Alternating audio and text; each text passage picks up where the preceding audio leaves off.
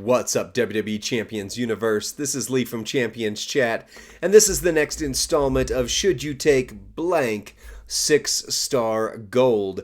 And these are pretty much all by request at this point. This one's just a unique request. This one was a request from Rusty. Rusty was able, with the deal that they had going on the midweek prize wall with the rubies, to get both of Macho's gears, and he was able to pull him off of the UCC. So Rusty was like, hey, this might be a little self-serving, but I think a lot of people in the community actually want to see, should you take Macho, 1, off the UCC, 2 to 6-star gold. Now this is assuming gears because I can't take them off. This is the test account, candy store and all that. So multi-gems generated increase their strength by 1 with the first gear, and then with a second gear, multi-gems increase their strength by 3. So that's a 4x increase on those. I can show you what that looks like nerfed without the gear just by removing a trainer, and I will do that. But the other piece to it is this NWO Hall of Fame moment. It's not a big one, especially compared to what there is out there now, and this being S tier. But the big thing is matching all color gems charge 2 more MP. So that's going to be helpful for his move set. I'll show you as we get in here. The move set that most are going to use for this is the double yellow blue. Shout out to Benny Smaja, did a 6-star bronze video back in the day that was super helpful to a lot of people, and I'll show you kind of what that looks like with his setup as well in a bit. But the 6 MP running bionic elbow, deal damage, make the bottom 4 rows into multi-gems of strength 3. With the gear, of course, that is going to be strength 7. Then the diving double axe handle, deal damage, choose a 7x1 area to swap into blue gems. The pin bar will not move. And then the diving elbow drop finisher, 10 MP blue, which is why that moment's important. Deal damage, choose a 7x3 area to swap into yellow gems, and then pin the opponent. As far as his other moves go, Triple Purple has a stun sub juggernaut combo, which would work. He does also have a snowfall into blue where he makes 40 random. So anytime there's a boss where it's snowfall and blue, that's going to be a big hit. But this is really his power build across the board.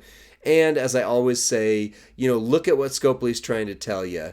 This gear says they are building this character primarily around multiply gems, so pay attention to what they're doing because they tend to make movesets work better that go along with the gears and trainers that they have at the time. So on the entourage, you're going to need Kofi to get started loaded with your 4 MP. Santa Hogan will give you 1 more MP. That's going to load your yellow moves.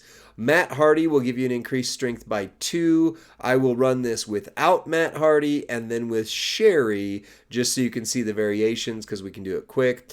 And then the only real updated trainer that's good with this would be Bret Hart. Yellow gems do 35% more damage, and multiply gems, you can't see it, but it's there. Multiply gems do 35% more damage as well. So you're getting a 70% buff on yellow multi-gems, which Randy is making a bunch of.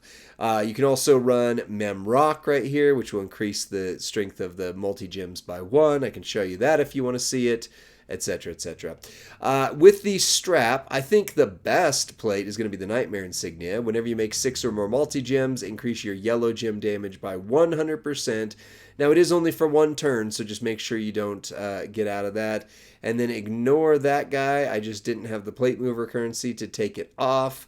There's not really a plate that I'm going to say is a home run. This is exactly the one you should run right here. However, there's a few that you could do, most in particularly like this one here, yellow to black, and you just get some extra gem damage on it. So, we're going to take a look at him. I've got a 50% gem damage strap on him with double fury 2s, so that way it keeps him on the more realistic side of damage. If you got a 100% gem damage strap, double fury 2s, you can hit harder. So, let's see it, right? Let's see what he does out here against Zombie Sammy here.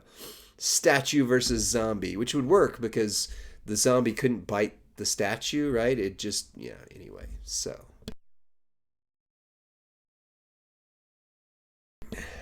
Pardon my allergies. All right.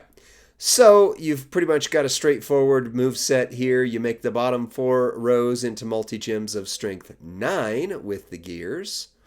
Then you're going to make a 7x1 area into blue. The pin bar will not move.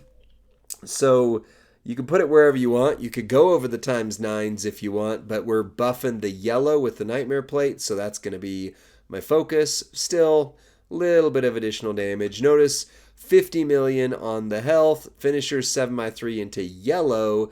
Your yellow gems by themselves are doing 195k, and ×9s are 1.9 million per gem. So let's hit those and see what happens when we blow up. Okay, that's why. So I could have hit 1 row with the multis. My apologies. I'll do it on the next one.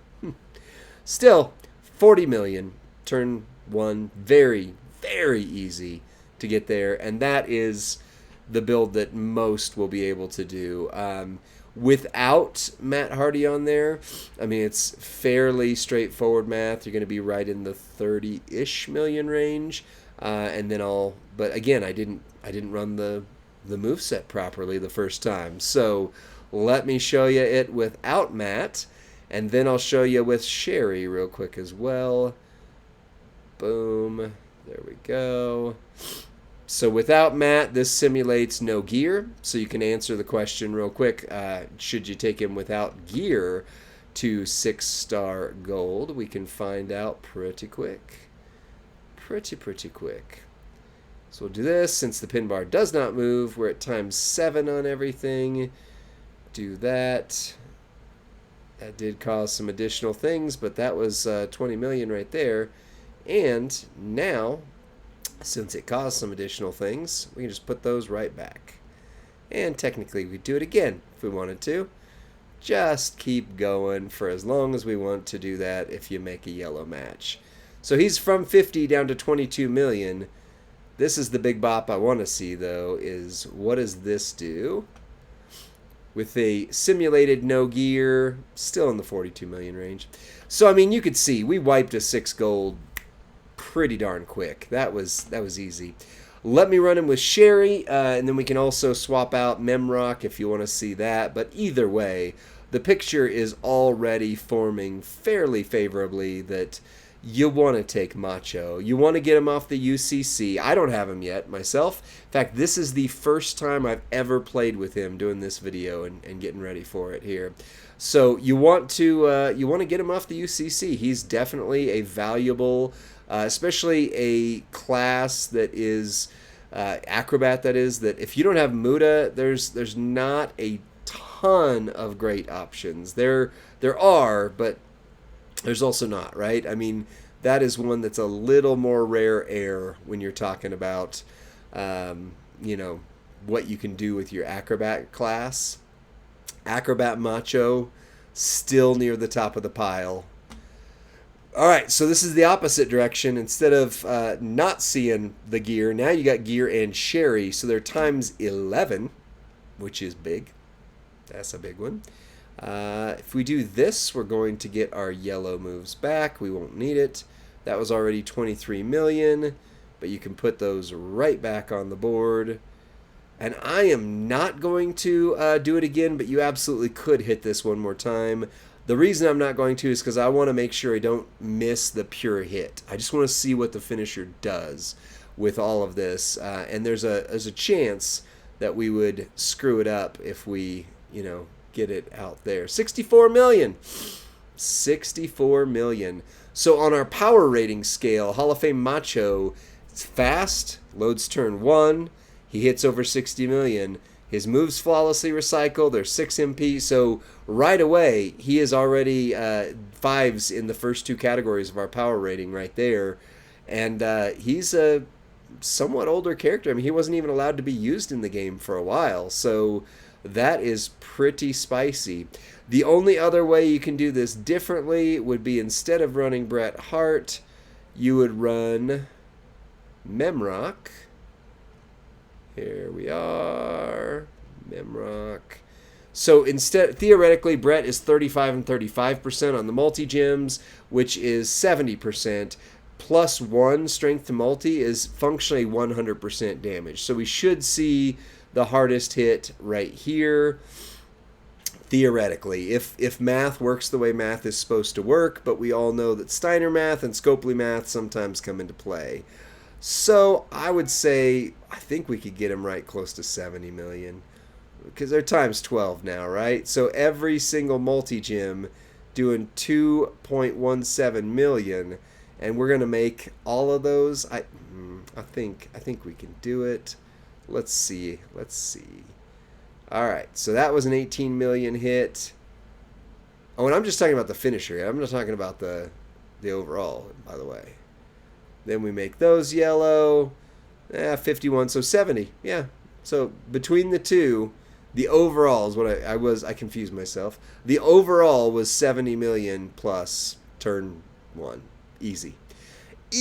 So, yes, you absolutely should. If you don't have the American Nightmare plate, functionally it'd be like if you just took Rock off, you'd be good. I mean, it's the same. It's about 100% gym damage.